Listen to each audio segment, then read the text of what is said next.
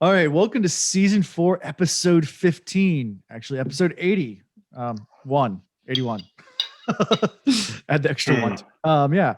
So a couple of quick announcements before we get going. We do have 2 new patrons this week. So we have Tryan and Terry. So thank you and Yay! Woo. I debated on whether I would share this.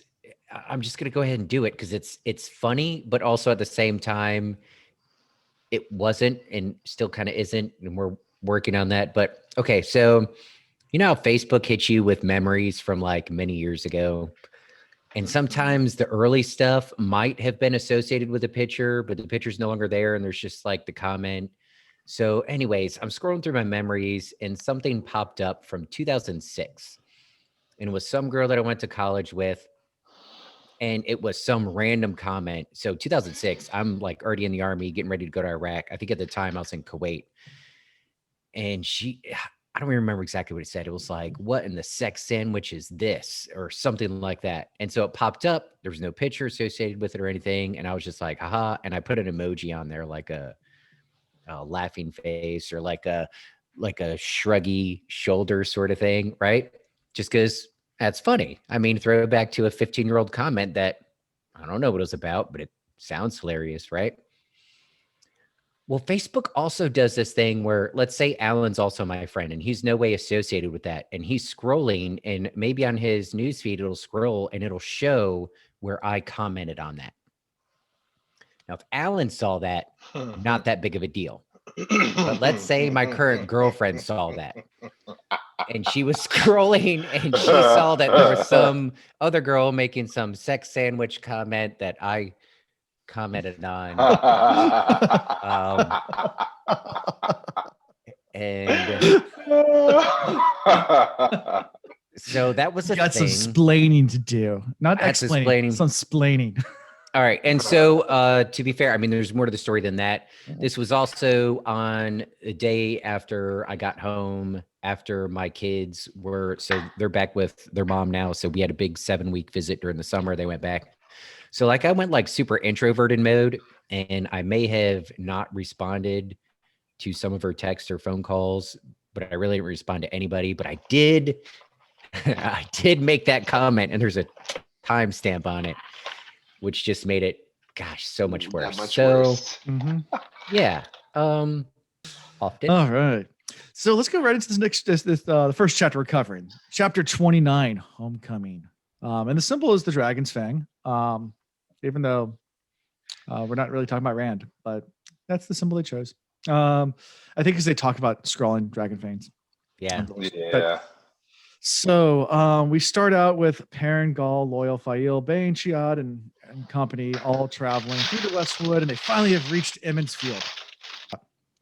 And then they see the Aiel, which is one of my favorite little interchange when Gaul comes in, and So like good. they're like so surprised, like there's an Aiel, and he's like in our inn, he's like, roof mistress, let me guard your roof or whatever, and here's a gift, and I pull out this like giant thing of gold that they'd never seen anything of that much wealth. I'm like, here's your parents like, yeah, you clearly just stole that, but whatever. That's Gold I love salt shaker.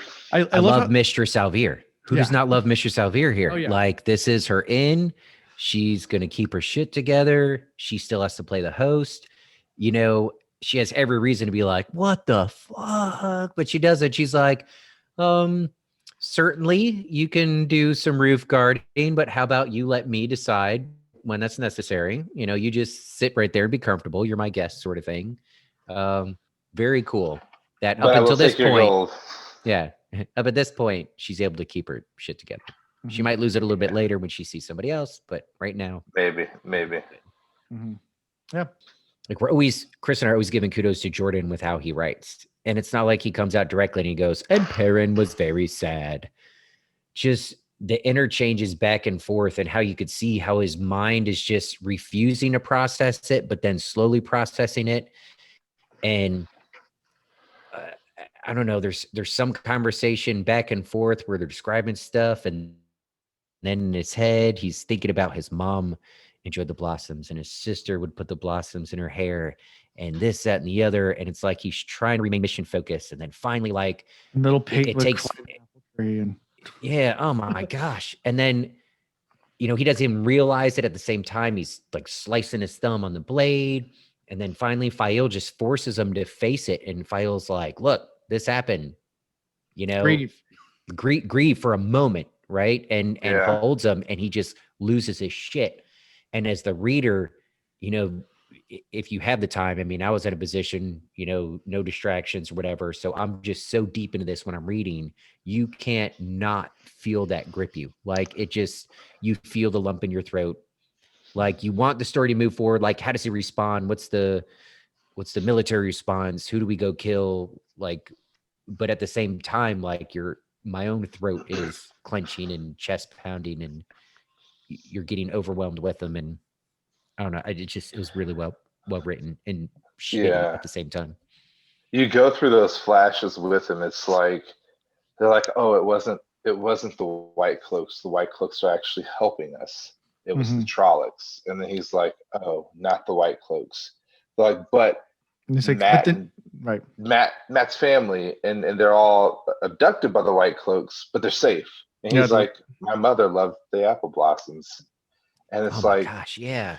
there are many council members on their side. Like, you can't be seen. They will turn you over.